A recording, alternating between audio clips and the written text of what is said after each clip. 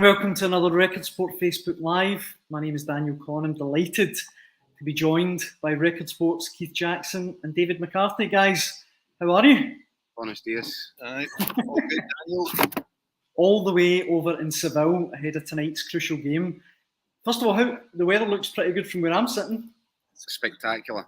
Yeah. It's absolutely magnificent.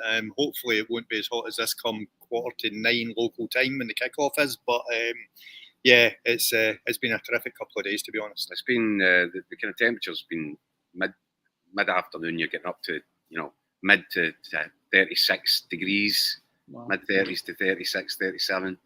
But we're anticipating that it should be cooler by kickoff time. But do you know what?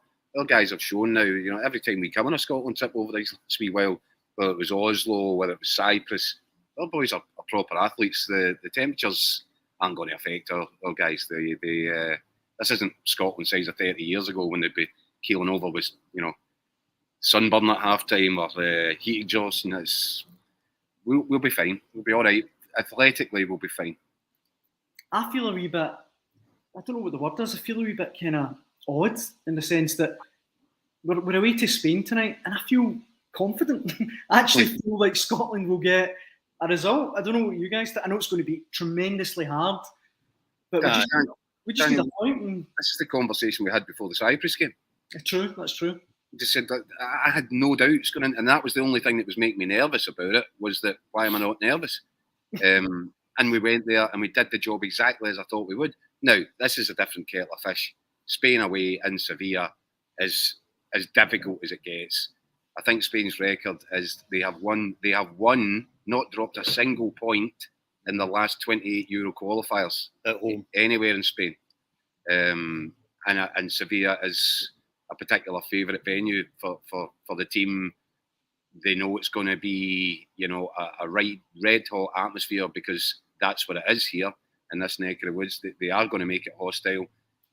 But again, there's just this bit about our team. Well, whatever challenge is set for them, even if they don't quite achieve it, they're never quite far off it. So I'm with you. I'm more confident than I should be, but I am still, cognizant of the fact that we are playing against Spain in Spain.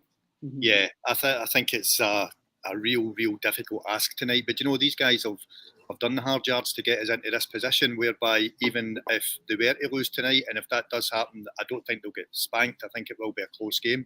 But if it were to happen, results elsewhere over the next 4 days will help us, because I'm sure that Norway will drop points somewhere down the line, either tonight in Cyprus or when Spain get them on Sunday night as well, and that will still get us through. So you hate to use the expression free hit, but it almost is that tonight, because I do think that even if the result doesn't go our way, we'll still be going to Germany in the summer.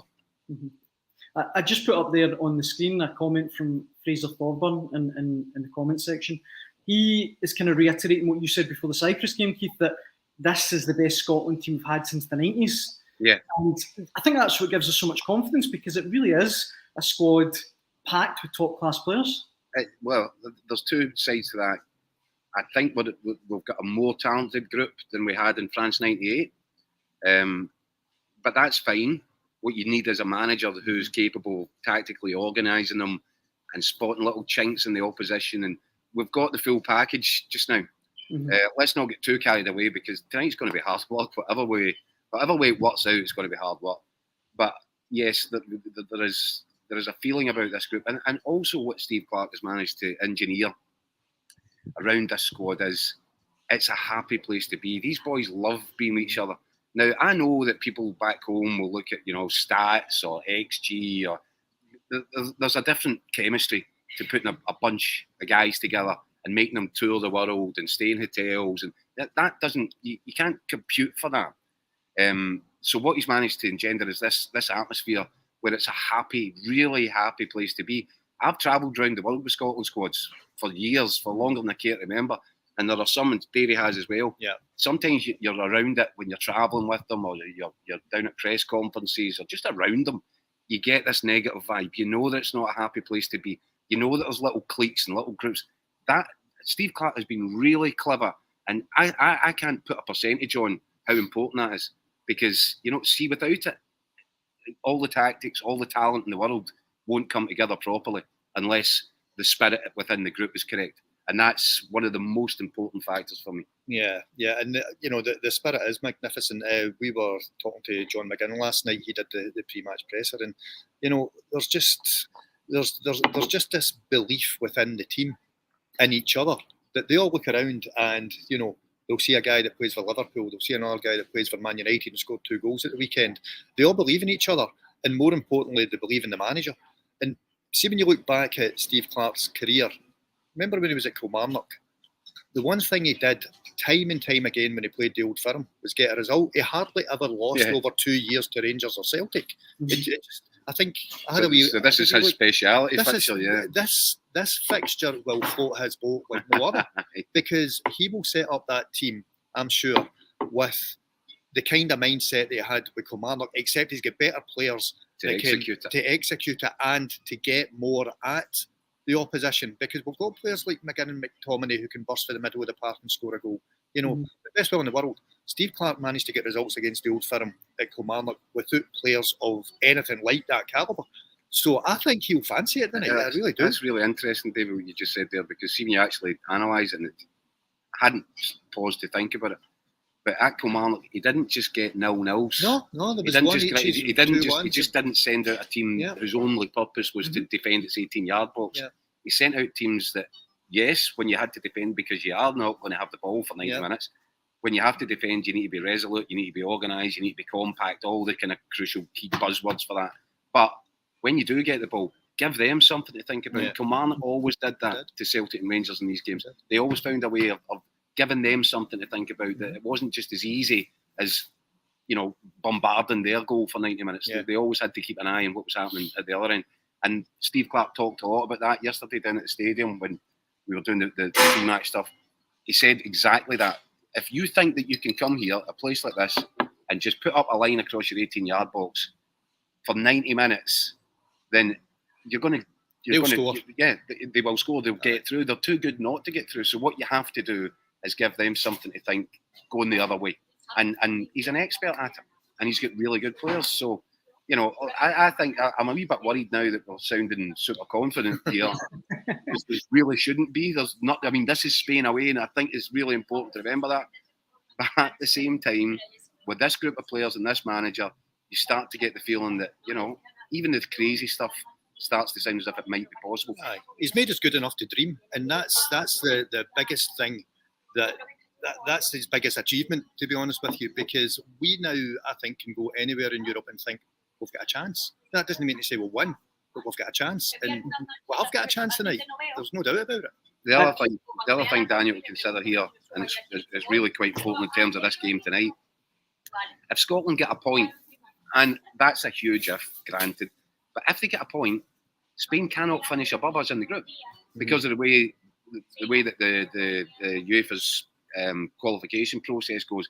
We would get to 16 points. That's the maximum Spain could get to. And because we would have beaten them at home and drawn with them away, we finish above them. That's remarkable. If Norway go on this ridiculous winning streak and beat Spain in Oslo on Sunday night and finish, above, then that's fine, because we would be then in second place. Because Norway would need to beat us. So even if we finish in second place behind Norway, a point tonight means that we're through. And it means that Spain can't finish above us. So I think that's the incentive that these Scotland players have travelled here with. I think that's what Clarke is drumming home to them. If you take a point here, then whatever happens, we're through, and we're through above Spain. Yeah. And if you'd said that when Steve Clarke first took the job, that would be potentially finishing above Spain in qualifying groups, it would have seemed, well, to put it politely, far-fetched. But Steve Clarke said yesterday they'd have locked you up. Exactly. Aye. Well, if and when we do secure back-to-back Euros qualifications, what does it do for Steve Clarke's status as a kind of Scotland legend? I would say that he is a kind of Scotland legend in the modern sense. Well, you've got to recall that this is a guy that has taken us to the first tournament since France '98. That's already good enough, and that because we went so many years without qualifying for anything. The fact that he managed to do that alone means that he's in a pretty secure position in terms of status when you look back and examine the job that he's done. if he takes us to 2 successive Euros and gets us there to the next one, having topped a group or come second in a group, no need to go in through back doors and playoffs, head-to-heads, all the sort of stuff. We kind of got there by default to the last one, but we're happy to be delighted to be there. This time we can get through on our own merit, under our own momentum, under our own steam. That's an incredible bit of work. And the fact that here we are 5 games in with 15 points, well, you know, I don't think you can give the guy enough credit, to be perfectly honest with you. I know that we're not quite there yet, but when we get there, and it is a when, because we are going to qualify, I don't think there's any doubt about that. You're also looking at a team that for the first time ever can get out of the group because they're good enough. Yeah. They're good enough to get out of the group once they actually get to Germany. And by the way, if Steve Clarke gets us out of a group stage into a knockout stage, then of course he's a legend because he'll be the most successful Scottish manager of all time. The best of all time in that scenario. And by the way, I agree with David on that one. I think I said before the Cyprus game, you're starting to look at this team and you're thinking, when it was Northern Ireland, they were, you know, steamrolling through the qualification campaign, and the rest of Europe's looking good. Northern Ireland? Then it was Iceland and it was Wales. Yeah. And mainly we were struggling and we couldn't buy a win and we couldn't get anywhere near qualification. Yeah. This feels like our time. And the important thing to remember is when Wales and Northern Ireland and Iceland got there by, you know, running a riot through their qualification campaign, they'd built up such momentum that by the time they got to those finals, they did get out of the group. They did get to. I mean, who would have thought Northern Ireland would get to a quarter final? I'm starting to look at this. Yeah, and I'm looking at this group and saying, I think it's not beyond this team to get there, get through, and get to a quarter final. And I think by that point, you know, Steve Clarke, you're building a statue. That's exactly it. And see, just going back to the first game against Spain at Hampden, I think a lot of Scotland fans, me included, found it quite entertaining. Rodri's outburst after the game and he's kind of whinging. But do you think that'll make a difference tonight? Do you think that'll give Spain added fire to go out and beat Scotland? Or? I don't think they need added fire. We spoke to their manager last night and he basically said it's not about revenge. It's about the fact that they know if they take 6 points for their next 2 games, then they've qualified. And they need to, that's their mindset. I think footballers will certainly be thinking, well, you know, we want to get one over them because of what they did to us at Hampden, but I don't think that that's their primary motivation. Their primary motivation is to qualify for the European Championships. It just so happens that we're the next game that they play. Yeah, what I would say on that was I don't think Rodri's sulking, tantrum throwing affects really anything. But Spain going into this, how do you think Spain would feel if they were, you know, having a 28 straight game running win in home qualifiers for the Euros? All of a sudden, Scotland, who'd beat them at Hampden, stopped that run by taking a point. How do you think they would feel if that means that the best that they could do would be coming second, qualifying as a runner-up in our section? This is not the way it's meant to be in Spain. No. That national pride, that's what's going to give them the motivation. But I do think that what Rodri said has got right under the skin of a few of our boys and our manager. They won't talk about it. They've been told not to talk about it.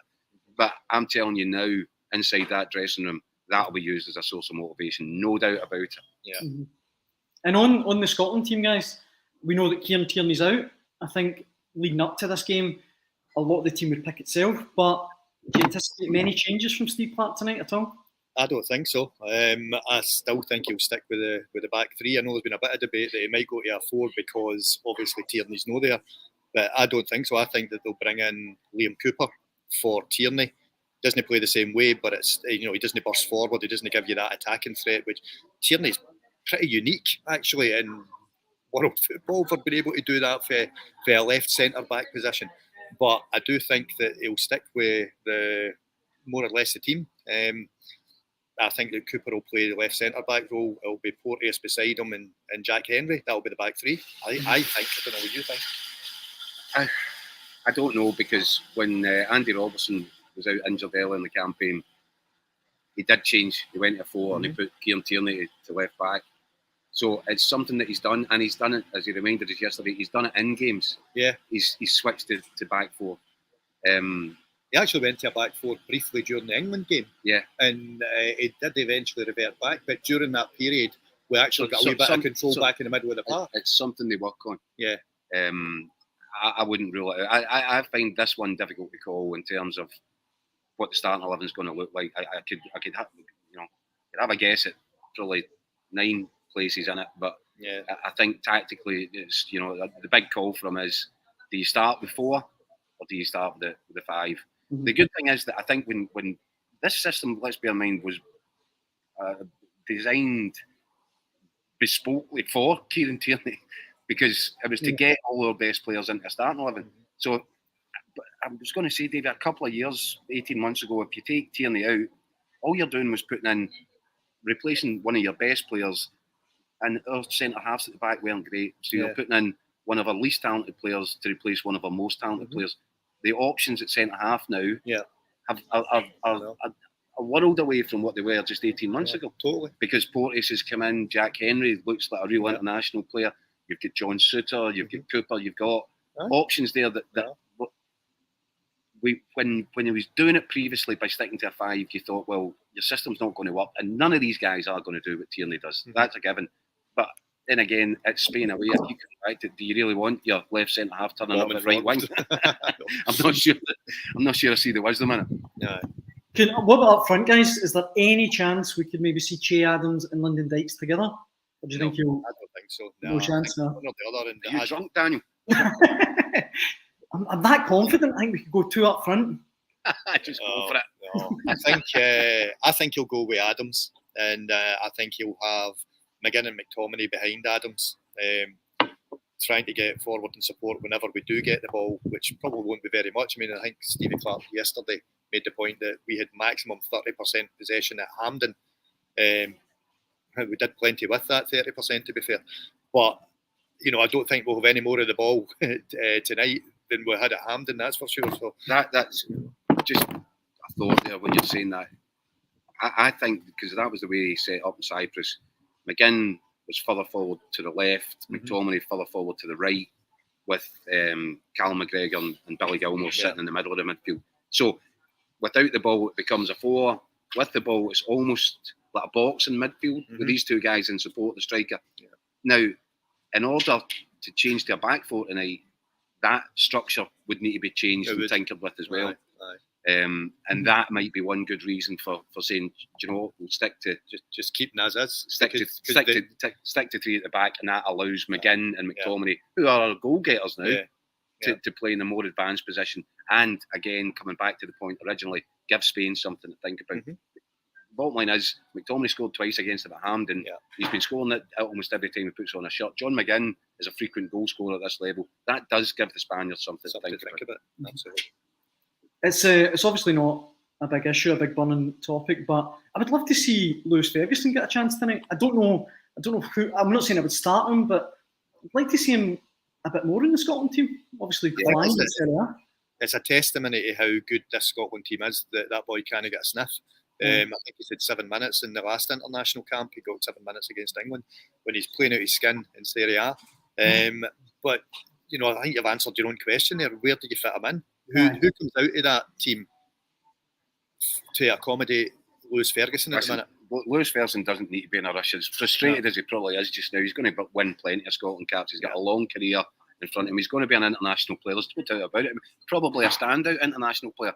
But at this moment in time, Steve Clarke would be off his head to look at that, what he's put in place, and think, maybe I could improve that by putting in. Now's not the time to experiment. There's actually plenty of time to experiment between now and the finals. Yeah. So you would expect Lewis Ferguson then to come into it and which will do in a play the remaining and let's have a proper look at him.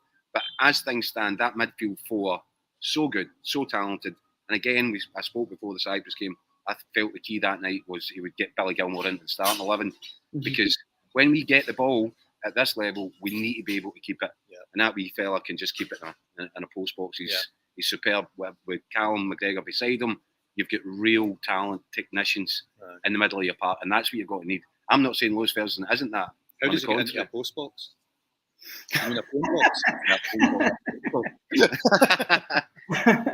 Well, that's small, but that's small.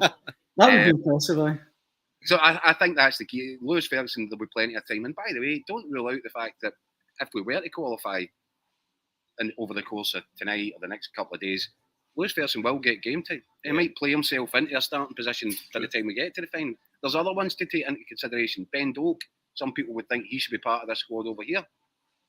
I think that Steve Clarke has said, right, let's concentrate on job number one. Job number one is qualify as soon as we possibly can qualify, and then we can further assess options. But right now, such a talented midfield core, and you don't want one of these guys to fall over with an injury, and then you have to go and look at a Lewis Ferguson. Lewis Ferguson will get there, but you just have to bide his time for a wee while. Mm-hmm. I'm going to put you on the spot, guys. What will the score be tonight? And is tonight the night we qualify? Right, I'll go first. I think we'll get beat tonight. I think it'll be really tight. I think we'll probably lose, well, I don't know, 2-1, something like that. But I've still got a wee sneaky suspicion that Norway might not get full points in Cyprus, so we could still be celebrating by the end of the night. Right, okay, well, let me just counter that, because I don't think there's a snowball in Seville's chance of Norway getting not winning tonight. So I think that'll extend. We'll see. And as much as logic is telling me that, it's Spain away, I keep saying it, I've just got a sneaky that we might we might manage to forge a 1-1 draw out of the furnace here, and it is a furnace. I just believe with this group of players, and they're incentivised to do it. They know it's a huge ask. I've got so much excitement and enthusiasm for this team that I just can't rule it out. And a 1-1 result, by the way, would just be sensational. And that's what I'm hoping for. It might be too big an ask. Ultimately, we might end up in the end of a tanking here tonight. But we're still alive. We'll get there in the end. I know the score, guys. I'm that confident. It's going to be 1-0. Lyndon Dykes, 6 wins from 6. So, listen, you heard it here first. Yep. I'll have a pint of what you're drinking, mate. I hope you're right. I refer you to my earlier question, Daniel. Well, look, guys, it's been a pleasure. And as I say, thanks very much for joining. I hope it goes well tonight on the pitch and off it. And when you come home, safe travels, guys. Thanks very much for joining me. No worries. Thanks, Daniel. All the best. And thanks, everyone, for watching. Cheers. Bye-bye.